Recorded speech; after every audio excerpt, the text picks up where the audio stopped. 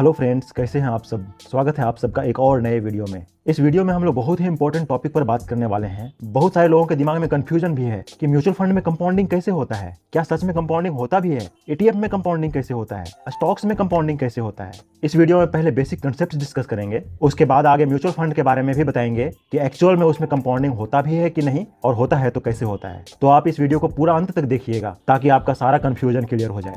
Maximum लोग पूछते हैं कि म्यूचुअल फंड में कंपाउंडिंग कैसे होता है, मंथली होता है, ईयरली होता है कि डेली होता है। तो इसका बहुत मेहनत और स्टडी करने के बाद मुझे जो जानकारी मिला है उसके अनुसार म्यूचुअल फंड का कंपाउंडिंग डेली होता है। आप गौर से सुनिएगा हमारे बातों को, और आप भी अपने म्यूचुअल फंड के पोर्टफोलियो को डेली ऑब्जर्व करिएगा, तब आपको भी ये चीज बहुत अच्छे से क्लियर हो जाएगा। अगर आप म्यूचुअल फंड में 1 लाख रुपया इन्वेस्ट किए हैं और आपको म्यूचुअल फंड अलॉट होने के बाद अगले दिन मार्केट 1% बढ़ जाता है, तो आपका अमाउंट 1% बढ़ के हो जाएगा 1,01,000। और फिर उसके अगले दिन मार्केट 2% और बढ़ता है तो आपका वैल्यू बढ़ के हो जाएगा 1,03,020 रुपया, जो कि आपके पिछले दिन का कैपिटल का यानी कि 1,01,000 का 2% है। और अगर फिर से अगले दिन अगर 5% मार्केट गिर जाता है तो आपका लॉस जो होगा वो लास्ट कंपाउंडेड अमाउंट 1,03,020 रुपया पर होगा, और आपका अमाउंट गिर के नेक्स्ट डे 97,869 रुपया हो जाएगा। मतलब कि यहाँ आप क्लियरली ऑब्जर्व कर रहे हैं कि कंपाउंडिंग डेली हो रहा है, चाहे मार्केट अप जाए चाहे मार्केट डाउन जाए। इसी तरीके से सिमिलर ईटीएफ में भी होता है। ईटीएफ में भी अगर आप 1,000 इन्वेस्ट करते हैं और अगले दिन मार्केट 1% ऊपर जाता है तो अगले दिन 10 रुपया बढ़ के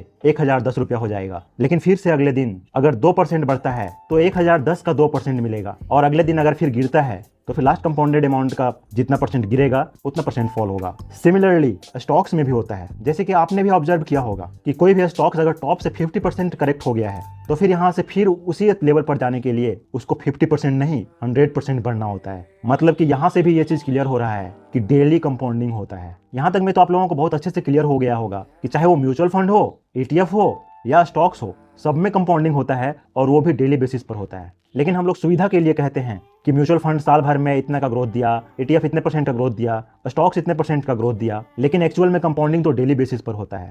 हाँ, अगर इस चीज का बात करेंगे कि म्यूचुअल फंड, ईटीएफ या स्टॉक्स में लॉन्ग टर्म में कंपाउंडिंग कैसे होता है, तो इसके लिए आप चार्ट में देखेंगे तो जैसे जैसे टाइम होराइजन बढ़ता है वैसे वैसे आपको कंपाउंडिंग का अमाउंट भी ज्यादा दिखेगा। जनरली आप देखेंगे कि 5-7 साल तक कुछ खास आपको ग्रोथ नहीं दिखेगा, लेकिन वो 7 साल के बाद आपको एक्चुअल में ग्रोथ दिखेगा, और आपको दिखेगा कि इन्वेस्टेड अमाउंट एक्चुअल में बहुत कम है और उसके कंपैरिजन में रिटर्न अमाउंट बहुत ज्यादा है। यहाँ एक और बहुत इंटरेस्टिंग बात जिसको वीडियो की शुरुआत में मैं बोला था, वो एक सिचुएशन से समझते हैं। अगर आप 1 लाख रुपया 12% के हिसाब से 5 साल के लिए इन्वेस्ट करेंगे और सिंपल इंटरेस्ट के कैलकुलेटर पर कैलकुलेट करेंगे तो आपको रिटर्न 1,60,000 का मिलेगा। लेकिन अगर आप लमसम कैलकुलेटर में कैलकुलेट करेंगे, यही सेम अमाउंट 1 लाख इन्वेस्ट करेंगे, 12% इंटरेस्ट रेट होगा, 5 ईयर का टाइम होगा, तो आपका रिटर्न 1,76,234 रुपया होगा, यानी कि 16,234 रुपया ज्यादा होगा। और ये ज्यादा इसलिए होगा क्योंकि म्यूचुअल फंड में कंपाउंडिंग होता है। अगर सिंपल इंटरेस्ट होता तो ये 16,000 बढ़ के नहीं दिखता। तो यहाँ तक में तो आप लोगों को बहुत अच्छे से क्लियर हो गया होगा कि म्यूचुअल फंड हो, चाहे ईटीएफ हो,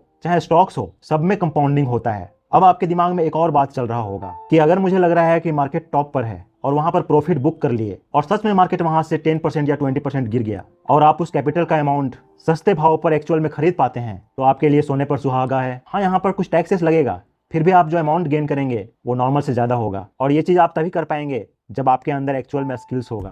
तो अगर आपके अंदर स्किल्स है तो आप इसका भी फायदा उठा सकते हैं। इस तरीके से आपको डबल कंपाउंडिंग का भी फायदा मिलेगा। लेकिन अगर एक्चुअल में ऐसा कर पाते हैं तो, और अगर नहीं कर पाते हैं तो जनरली जो कंपाउंडिंग होता है उसका फायदा उठाइए। वीडियो से आपके लाइफ में कुछ वैल्यू ऐड हुआ है तो प्लीज चैनल को शेयर, सब्सक्राइब एंड लाइक जरूर करिए। मिलते हैं अगले वीडियो में नए फाइनेंशियल वीडियो के साथ। धन्यवाद।